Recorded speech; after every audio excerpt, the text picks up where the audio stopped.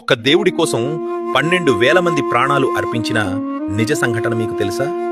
ఇది తమిళనాడులోని శ్రీ రంగనాథ స్వామి ఆలయం. 1323లో ఢిల్లీ సుల్తానులు ఈ ఆలయాన్ని దోచుకోవడానికి వచ్చినప్పుడు వారిని అడ్డుకోవడానికి అక్కడ సైన్యం లేదు.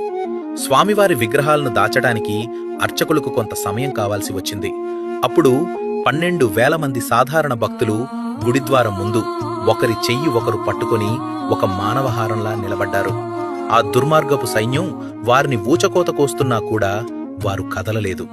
ఆ సమయంలోనే అర్చకులు 21 అడుగుల స్వామివారి మూల విరాట్టు కనిపించకుండా గర్భగుడి ముందర ఒక గోడ కట్టారు. అది పాతగోడలా కనిపించడానికి దానిపై మట్టి పూశారు. లోపలికి వచ్చిన శత్రువులు ఆ గోడను చూసి విగ్రహాన్ని ఎక్కడికో తరలించారని నమ్మి దోచుకున్న సొమ్ముతో వెనుదిరిగారు.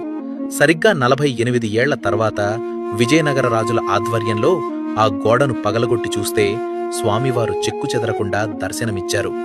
భవిష్యత్ తరాలకు ఈ దైవాన్ని అందించాలన్న ఆ 12,000 మంది త్యాగం ఫలితం